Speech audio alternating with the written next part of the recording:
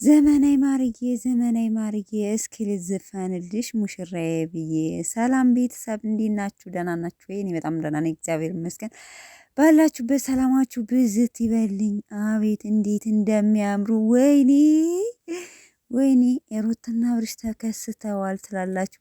በዱባይ ነው ወይስ ኢትዮጵያ ውስጥ? ቤተሰብ ግን ይሄ እንትኑ ማለት ኢትዮጵያ ውስጥ ነው የሚመስለው። ምክንያቱም እንደዚህ አይነት ነገር ዱባይ ላይ ብዙ ጊዜ የለም። አሁን በግሪስ ፋሚሊ ለቀውት ነበር እና እኔ በጣም ገርሞኛል። ተጋቡ ወይስ እንዴት ነው? ቆይ ፎቶ ፕሮግራም ይመስለኛል። ግን ባልሳሳት ኢትዮጵያ ፎቶ ፕሮግራም አድርገው እዛ ሰርጋቸውን ሊያረጉት ነው። ግራ ገብቶኛል።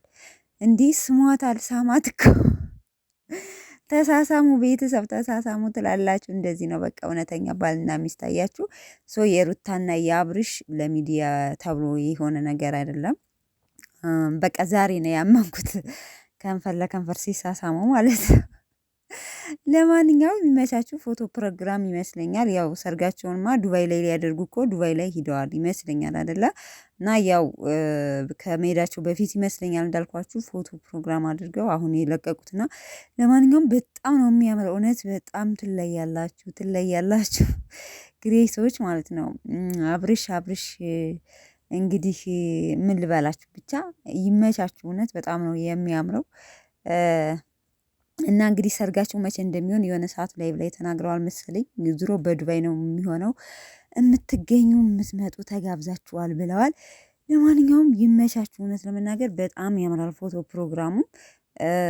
እኔ በጣም ገርሞኛል። እኔ ግራ ገባኝ። ሚስቱ ከሆነች እስከዛሬ እንዴት እኔ በጣም ግራ እየገባኝ ነው ያለው እውነት ለመናገር።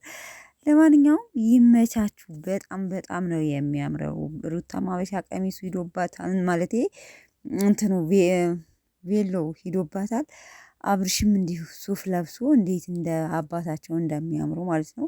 በተለያየ ቬሎ ነው እንትን ያለችው ቀረጻ ያደረገችው። ለማንኛውም ይመቻችሁ። ኢትዮጵያ ውስጥ እኔ ዱባይ ላይ እንደዚህ አይነት ቦታ የለም 100% እርግጠኛ ነኝ። እና ያው እንደነገርኳችሁ ኢትዮጵያ ውስጥ ነው ያደረጉት ይህን ነገር ፕሮግራሙ ከመሄዳችሁ በፊት ይመስለኛልና ሁላይማ ዱባይ ላይ ነው የሚገኙት ማለት ነው። ለማንኛውም በጣም ደስ ትላላችሁ። ይመቻችሁ ብለናል በድጋሚ